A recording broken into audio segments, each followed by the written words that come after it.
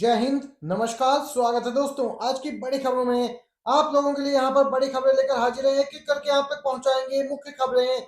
जी हाँ दोस्तों, supreme court से बड़ी खबर बिहार से भी आ रही है। ताजा लेटेस्ट अपडेट, नीतीश सरकार के खिलाफ तेजस्वी का धरना। दोस्तों बड़ी खबरें जानेंगे। दोस्तों रिक्वेस्ट है कि आप नए हैं चैनल पे तो सब्सक्राइब कीजिएगा। आप पहली बड़ी खबर की ओर बढ़ते हैं। सबसे बड़ी खबर आ रही है इस समय की सुप्रीम कोर्ट से। दोस्तों इस समय की जो सुप्रीम कोर्ट से ताजा अपडेट आ रही है उसके अनुसार आपको बताते चलें, सुप्रीम कोर्ट ने सख्त टिप्पणी कर दी है। दोस्तों चुनाव की पवित्रता आवश्यक है, सुप्रीम कोर्ट की अहम टिप्पणी निकल के आई है। सुप्रीम कोर्ट ने कहा कि चुनाव में प्रत्येक वोट का अपना एक महत्व होता है, चाहे वह अंतिम परिणाम को प्रभावित करे या ना करे, और इसके लिए उसकी पवित्रता बनाए रखना आवश्यक है। शीर्ष अदालत ने इलाहाबाद हाई कोर्ट के उस आदेश को रद्द कर दिया जिसमें हाई कोर्ट ने एसडीएम द्वारा दोबारा गिनती के आदेश को निरस्त कर दिया था। सुप्रीम कोर्ट ने कहा कि चुनाव से जुड़े प्रत्येक दस्तावेज का सुरक्षित रहना बहुत ही आवश्यक है और इसके संरक्षण के लिए हर संभव प्रयास किया जाना चाहिए। दोस्तों मामला उत्तर प्रदेश के एक गांव में 2021 में हुए ग्राम प्रधान चुनाव से जुड़ा, जहां अंतिम गिनती को लेकर विवाद था और मतदान अधिकारियों के रिकॉर्ड गायब थे। सुप्रीम कोर्ट में इसी मामले पर सुनवाई हुई और अहम टिप्पणी की है सुप्रीम कोर्ट ने। आरजेडी नेता तेजस्वी यादव ने बिहार की राजधानी पटना में आरक्षण के मुद्दे पर सरकार के खिलाफ धरना प्रदर्शन किया। तेजस्वी ने हाथों में पोस्टर पकड़े हुए दिखाई दिए। पोस्टर पर बड़े बड़े अक्षरों में लिखा था 16% आरक्षण की चोरी करना बंद करो। वहीं एक सवाल पूछे जाने पर तेजस्वी ने कहा कि अब कोई ऑफर स्वीकार नहीं है। दरअसल ये सवाल सीएम नीतीश कुमार को महागठबंधन में शामिल किए जाने को लेकर था। इस ऑफर वाले सवाल को सुनते ही तेजस्वी भड़क गए और यहाँ पे तेजस्वी ने कहा कि अब सीधे चुनाव होगा, कोई ऑफर नहीं मिला है, अब केवल चुनाव। यहाँ पर दोस्तों आरक्षण के मुद्दे पर सदन से सड़क तक और कोर्ट से मीडिया के डिबेट तक आरजेडी लड़ाई लड़ेगी। नीतीश सरकार के खिलाफ 16% आरक्षण मामले को लेकर यहाँ पर तेजस्वी यादव ने जोरदार तरीके से घेरा है। आरक्षण चोर यहाँ पे बता दिया है। यहाँ पर दोस्तों इस प्रकार के बैनर पोस्टर छापे गए, लगाए गए हैं आरजेडी की तरफ से। इसी के साथ एक और बड़ी खबर की ओर बढ़ते हैं। चुनाव आयोग से मिलेगा टीएमसी के 10 सांसदों का डेलीगेशन। वोटर लिस्ट में गड़बड़ी के मुद्दे पर ये मुलाकात होने जा रही है। मतदाता सूची में नाम काटने जोड़ने के साथ मतदाता पहचान पत्र में गड़बड़ी के दावों के साथ टीएमसी के 10 सांसद यहाँ पर मुलाकात करेंगे निर्वाचन आयोग से। दोस्तों 11 मार्च की तारीख तय की गई है।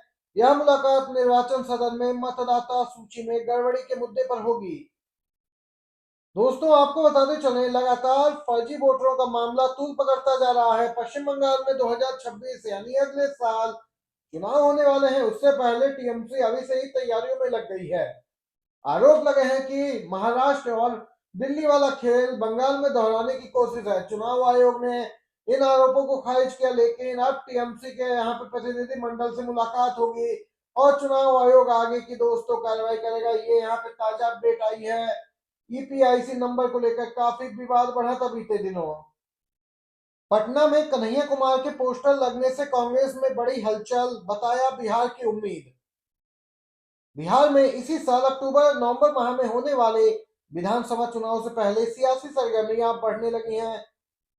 दोस्तों सभी राजनीतिक दल पहले से ही चुनावी तैयारियों में लगे हैं। कांग्रेस भी इस बार मजबूती से ताल ठोकने वाली है। बिहार कांग्रेस भी चुनावी रणनीति बनाने में जुटी। इसी बीच अब बिहार की राजधानी पटना में जगह जगह कांग्रेस नेता कन्हैया कुमार के पोस्टर लगे, जिसमें कन्हैया कुमार को बिहार की उम्मीद बताया गया है। दरअसल एनएसयूआई की ओर से ये पोस्टर लगवाए गए। हाल ही में कांग्रेस के यहाँ पे कई नेताओं ने महागठबंधन के घटक दल के रूप में यहाँ पर कन्हैया कुमार को दोस्तों शामिल किया था। वहीं यहाँ पे आला कमान से निर्देश पाकर कन्हैया कुमार बिहार की ओर रुख किया। चर्चाएं हैं कि आगामी विधानसभा चुनाव भी लड़ सकते हैं। सियासी जमीन तैयार कर रही है कांग्रेस बिहार में।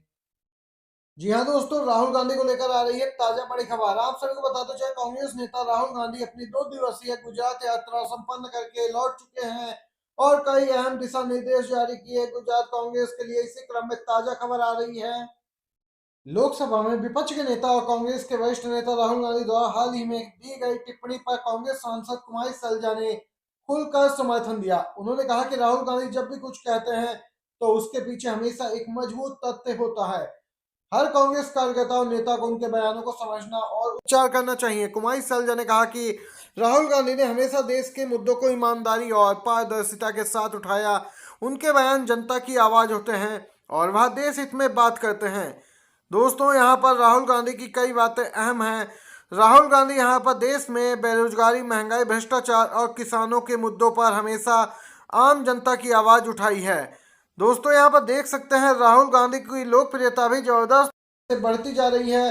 राहुल गांधी देश के मुद्दों को उठाने में हमेशा आगे रहते हैं और इस बात पर कुमारी सैलजा कांग्रेस की सांसद हैं, उन्होंने राहुल गांधी की बात का समर्थन किया है। क्या दोस्तों, आप लोग भी राहुल गांधी की बातों से सहमत हैं? तो वीडियो को एक लाइक करके आप भी समर्थन दर्ज करवा सकते हैं। इसी के साथ एक और बड़ी खबर की ओर बढ़ते हैं।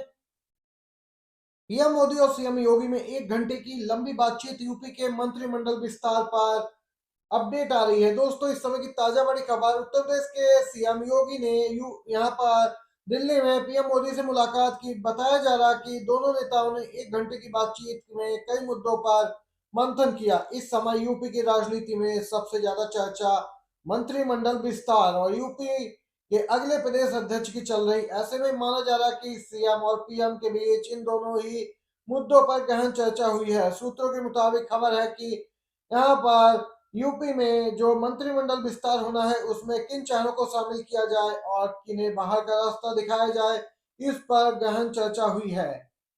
दोस्तों, यहाँ पर कई नेता इस लिस्ट में आगे चल रहे हैं तो कई का यहाँ पे कुर्सी जाने वाली है। वहीं दूसरी तरफ दोस्तों, आपको बताते चले अगली बड़ी खबर। जी हाँ दोस्तों, अगर गुजरात में कांग्रेस का 5% वोट और बढ़ जाए तो कांग्रेस की सरकार आ जाएगी, कहना है राहुल गांधी का।